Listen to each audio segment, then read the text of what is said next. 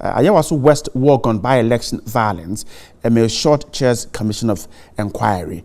And the Ghana Link story gets some space here.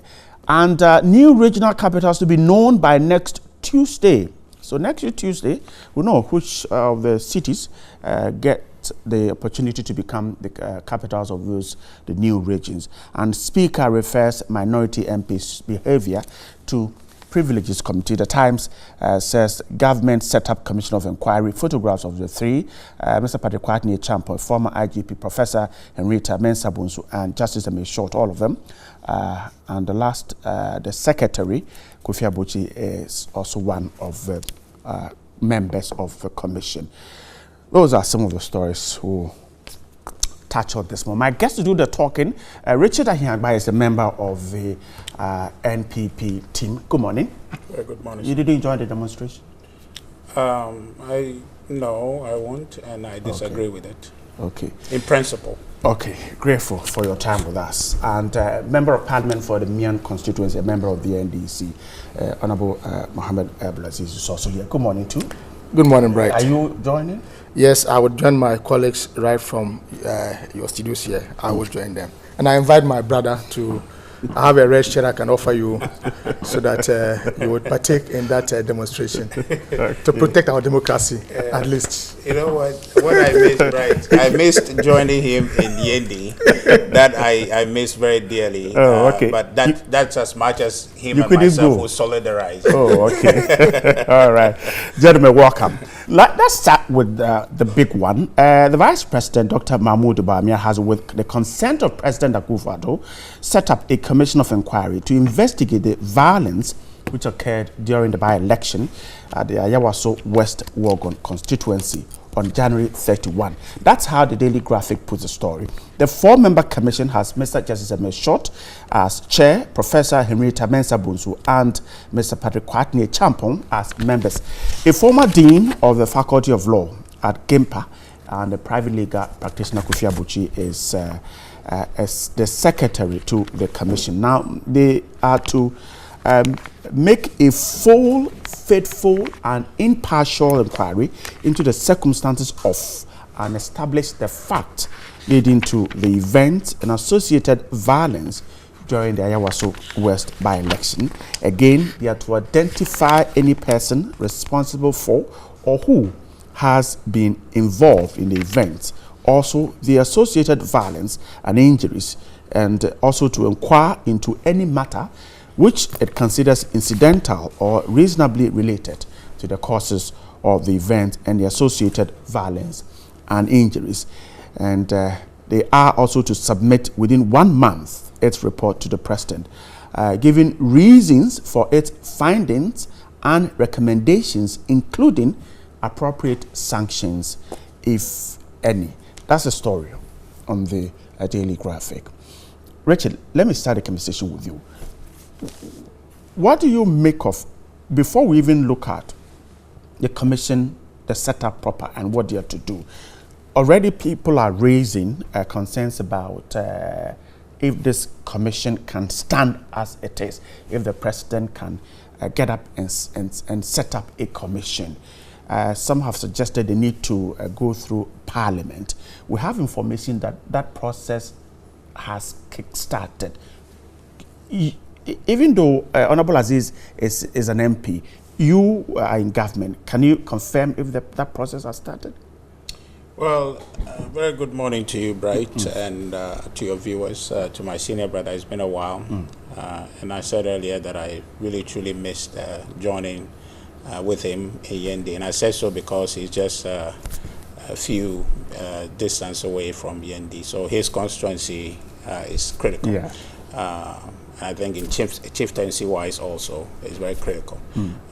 I would have loved to join with him to celebrate what we have achieved together, and the hard-working president, His Excellency Nana Addo Dankwa Akufo-Addo, to celebrate truly a historic moment for Ghana and for the people of Dabon. On that score, I think I would defer comment on that for now, for good reasons. if my brother, senior brother here, finds it's okay to talk about it. We're trying to reach the information list. Yes. When we get it, we'll put that question. Yes. Now, on the commission as a whole, I want to say, beyond everything, you commend the president for certain things that he's doing, but this, I want to emphasize my commendation for the president.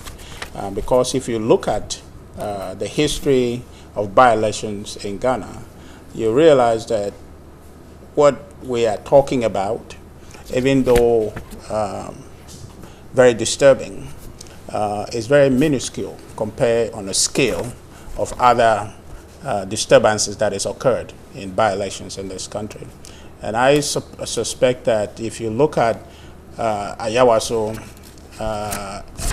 and compare to the other ones, places like Etiwa, Cherponi, where my brother will be very familiar with, Talensi, the fact that they occurred outside of Accra made it appear something small, didn't get that media elevation that Ayawaso got. But they are, for me, when this conversation should have started, there were Talensi, Etiwa, and the rest of Cherponi, Asawasi to some extent, were the places where we should have had commissions to begin with. Never happened. But on this occasion, we have a president who understands that when you lead people, and the concerns of the people should be your concern. And coming out with this commission of inquiry, I think is one of the exemplary things that this president has done, and I am very proud to associate with him as a Ghanaian and also as a party member of the NPP. So I pray that all of us would defer to the commission and ensure that we give the commission all the support we can muster to ensure they do a clean job. And I think in their terms of reference, they are instructed to do a good faith investigation, which means that they are supposed to be as independent, focused on the matter in a way that allows them to get us all to a place where we would learn instructive lessons from what has happened in Ayawaso. And I think that whatever we learn from here would help us as a people moving forward and how we conduct ourselves generally. Because if you see what has happened in Ayawaso, the spillover to Parliament and the behavior that followed, nothing especially has been very exemplary about it. And I feel that the commission has a very tall order. And I want to thank the president for his support for them. And I want all of us to support them. Now, I would have wished that in knowing that there's a commission that is to start work on the very things that all of us are focused to try to, fix, so that this is not the first time we've had by-election skirmishes, but to be able to say that this is where we draw the line, that going forward, election democracy, as we have come to know it, is one person, one ballot. Make your choice. We count it at the end of the day, and whoever gets majority leads us. And all of us who support that individual, even though my brothers in the NDC side don't agree with that, because it doesn't suit their interest often to believe in one man, one ballot. I think that we should get to a point where we'll support this, and to say even today, that demonstration, okay, is not necessary, because it's needless. What are you demonstrating? The very thing you're demonstrating is being fixed. So are you interested in fixing the problem or just making noise? Are you interested in fixing the problem or just trying to promote bad story in Ghana? Right. This morning, there's 1,001 things we should be talking about. Yesterday, I took a journey to the Volta region, and everywhere you go, you realize that there is a lot of problems begging for solutions. That's what we should avert our minds to. That's what we should use our energy every morning to address, not dissipate them in doing demonstrations from Obrasport to ministry to police headquarters to this. That's not what. This country is full of problems, seeking solution. And you have a government that was here for 8 years. In fact, in this Fourth Republic, 16 years altogether. Okay? And those problems under them got worse. We have a government 2 years in power, managed to bring ideas that can solve our problems, starting from ensuring that all of us can be literate. Not literate because you have money, but literate because it's necessary for our development, for everyone to become literate. So we're doing free SHS. That's a government that I want to support. That's a policy that I want us to come this morning and say, how can we make that policy work? How can we improve it? How can we economize it so we can reach more people? After here, 3-4 years down the road, these kids are going to be going to university. How do we prepare ourselves? Rather than go to a brass sport this morning, charge ourselves to do things that will not be productive. In fact, to do things that will compound the problem. Because when people go there and dissipate their energy, I guarantee you, when people call for boot, they themselves are not going to be the one doing the boot for boot. Other people will be doing. The energies they are dissipating after they do that, where do they get the replenishment for that? Because the very people who are organizing them in line led this country and didn't give them any hope. Well, you understand? It's a coalition of opposition. Oh, I'm talking about the master architect. Oh, so you think that the end is your... Oh, yes, of course. Who is? Right. So the point I am making is that we need to get to a point where we're serious. Okay? What about those who think that this commission would not unravel anything? Well, because some have suggested, for instance, that the minister in charge of national security should step down. Other than that, this commission will not be fruitful. Well, right. They have every right, and I think that in this particular environment to make requests, and we have a listening president. If the system allows that to happen, yes. But you see, right, you and I know in this country. Okay, and I don't know who is making that call. Well, some security analysts, okay, Adams Bona, for instance, are suggesting that Mr. Brian Achampong should be made to step aside. Yeah, Mr. Adam Bona, I know him. I've been on programs with him, but I wonder where he was when Free Ankara was, rather promoted closer to the seats of government when he was being investigated. But he was removed when the investigations were removed to go to where? He was taken off as a sports minister. To go to where? Only asking that once investigations are on, Mr. Achampong should be taken off to go to where? Until after investigation. Wait where? In his house? But a Free Anchor didn't wait in his house. So where is Mr. Adam Bona? So are you? Wait. Would you say that Mr. Achampong should be removed and given another position? I'm not saying so. I'm only telling you what was. Okay, and he was removed as a sports minister and taken to the presidency. Okay, is it your which is where power is directed from? Is it from? also your suggestion that Mr. Achampong should be removed and perhaps put somewhere? I'm not saying so. I'm only telling you where Mr. Adam Bona was when a Free Anchor, was taken from sports ministry to where the power really, the locus of power is. Okay, because perhaps he couldn't influence things when he was in sports ministry, but at the seat of power. So you don't think he should be removed? I'm not saying this or that. But what do you think? No, I'm saying Mr. Adam Bona, who is advising all of us to do that. Where was he, and what has he said about that one? I'm not passing any judgment. I'm saying where was he, and what is he saying about Free Anchor? And whoever he gave that interview to, maybe he should have reminded him. Were you here when Free Anchor did say? What do you think? The point here. What do you think? What I think is about Mr. Achampong being in office while this investigation is on. Right. What I think is this: two things. That we have a bold president who, in the history of this country, all the by-elections, skirmishes have happened on a higher proportion. Okay, magnitude, terrible stuff has happened. Never in our history was one of them investigated. Do you think what we saw is in the West? I told you from the beginning that because this is not to play down what happened there, okay? But I'm telling you the magnitude, okay? It's not comparable to anything that happened in Tiwa. I see. In Cherponi, 18 people shot. I am telling you, you have those things because this happened here in Accra and all the media was present. Okay? But the ones that happened elsewhere, well, I'm telling you in 2016, okay, in Esutifi South, individuals, I can show you video, I can have you talk to them, your media house talk to them. Individuals whose limbs have been cut, Okay, people who cannot work today because of 2016 election in the Sutify South constituency. They talk about an individual MP cannot. Okay. Let me just finish. A parliamentary candidate cannot come out from his house. I'm telling you, a parliamentary candidate in the Sutify South could not go and campaign, let alone come out from their house. You understand? So we're talking about individuals who are not focused on doing what will take us forward. Okay, they are nitpicking on things because that's what they think serves them, when we all should focus on what serves Ghana.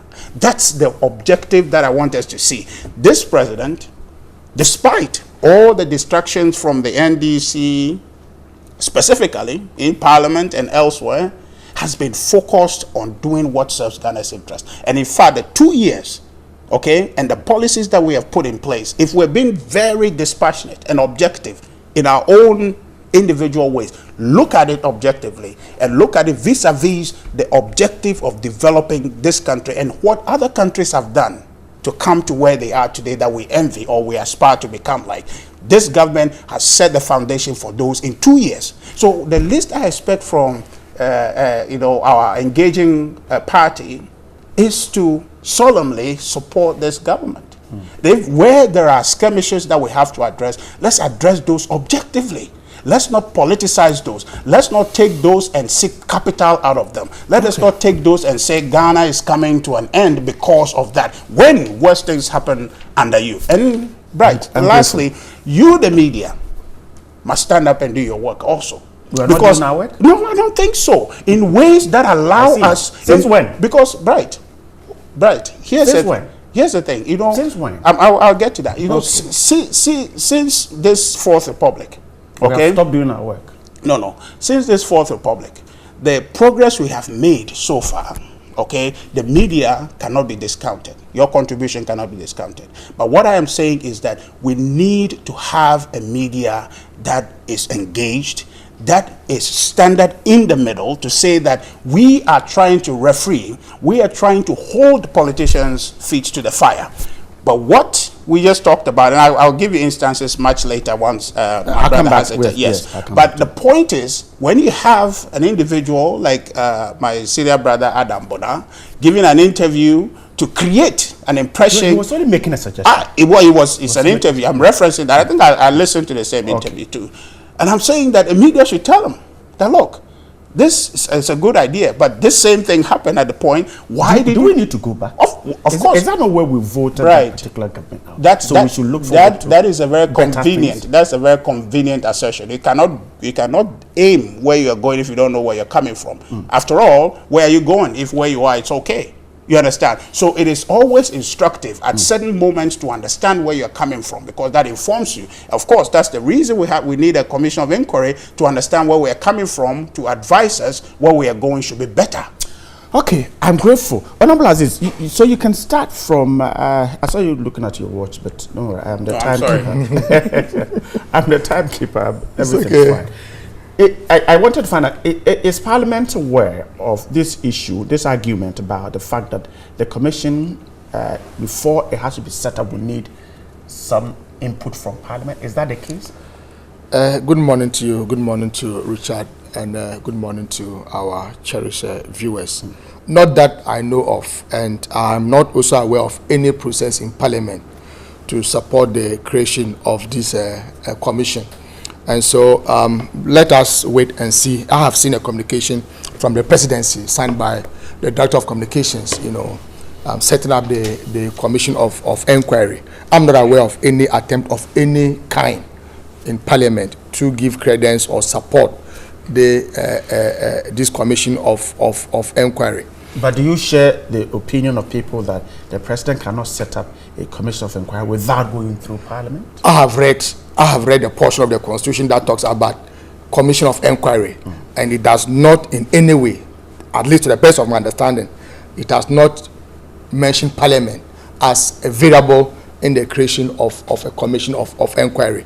I stand for correction, but I have read Article 280, and there's nowhere that Parliament is cited as an institution that would kickstart the process of setting up a commission of inquiry. But we cannot discuss this issue without looking at the context, the background of the entire event, and the magnitude of the problem we are talking about here, right? We cannot. You see, I have heard several MPP communicators who have tried to say that this was just an event at one polling station and that the magnitude did not require the action that we are calling for. That cannot be true, and that cannot be supported by the facts. That for the first time in the history of this country, you have party tax, vigilante groups, in fact, I call them local terrorists, who were uniformed with the taxpayers' money.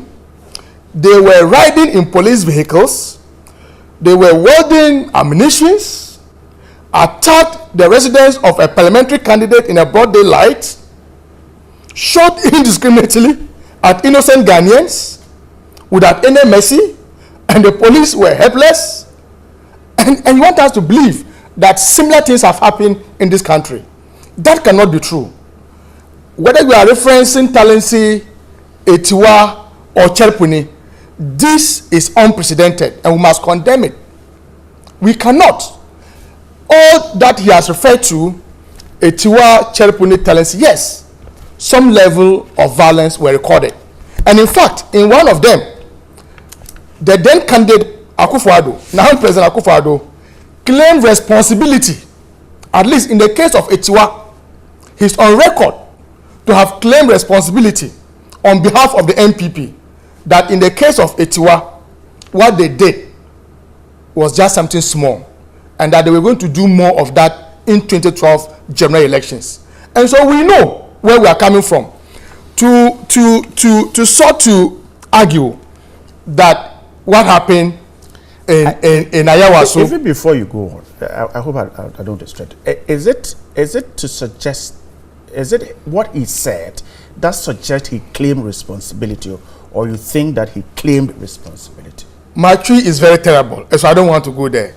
If someone says that in Etiwa, we've shown them something small, and we all know what happened in Etiwa. Okay, so based on that, exactly, exactly. Okay, go ahead. The logic there is very simple. That President Akufo-Addo, then candidate Akufo-Addo, claimed responsibility of the violence in Etiwa. Right. In fact, this country is governed by a constitution, and no one in this country, including President Akufo-Addo, is a law unto himself. There are only two security institutions that can maintain and deploy force: the Ghana Police Service and the military, the Ghana Armed Forces. In fact, Bright, just for purposes of emphasis, Article 210 of the 1992 Constitution, there shall be the Ghana Armed Forces of Ghana, who shall consist of the Army, the Navy, the Air Force, and other services for which provision is made by Parliament. No person shall raise an arm. No person shall raise an armed force except or under the authority of an act of Parliament. As far as I know, Parliament has not authorized any security institution again. And so for Brian Achampong, the minister responsible for national security, to have established a force, arm them, uniform them, and deploy them in a by-election is criminal and an affront to this 1992 constitution that governs this country. But I am surprised that we want to defend the untenable, even on national televisions. What is wrong. A commission of inquiry, an afterthought. It happened, the event happened on the 31st of January. At least we are almost halfway the month of February. The President of the Republic, who is the chairman of the National Security Council, was in this country when it happened. Now he had to make a call from abroad to set up a commission. It only tells you that he's only yielding to public pressure. He's only yielding to public pressure. He's a listening president. He should have known right from the word go that what we recorded in Ayawaso demanded a full-scale investigations. He was in this country it now had to take the vice president, perhaps via telephone, to get clearance to set up a commission of inquiry. Very, very interesting. You see, when you set up a commission of inquiry, and the words that were captured in the letter setting up the commission of inquiry, those are not the words of President Akufo-Addo or Dr. Mahmoud Bawumia. Those are the dictates of our constitution. So when you talk about the commission being mandated to make full, faithful, and impartial inquiry, those are the dictates of the 1992 constitution. And so that letter alone does not give us the comfort that there will be a full, faithful, and impartial inquiry. These are words contemplated and expressed by the 1992 constitution. But right, Mr. Emil Short, Patrick K. Achampong, the former IGP, and Madam Henrietta, Mrs. Henrietta Mensah Bonsu. We can tell you, Patrick Achampong was appointed the head of CID in 2001 by President Kufuor, and you and I know the police architecture in this country, and we all have decried it, that the president should not have the luxury of appointing almost every top position at the Ghana Police Service, including the office of the IGP. Of course, that is the dictates of our constitution. And so from that, it flows that presidents would normally appoint people who can play the ball to their chest. Patrick Achampong was appointed by President Kufuor as a CID boss in 2001. In fact, prior to that, he was the commandant at the Ghana Police Training School. Right after President Kufuor became president, he appointed him as a CID boss and later promoted him to become the IGP of the Republic. Madam Henrietta, Professor Henrietta, a very fine legal brain. You can't doubt her credentials as an academic and a lawyer. No, you cannot. But why? We are also aware that she was part of the National Reconciliation Commission. She was a board member of GBC, New Times, a lot of boards that she served on under President Kufuor. I'm just telling you this to tell you that we can go to know the background of the individuals.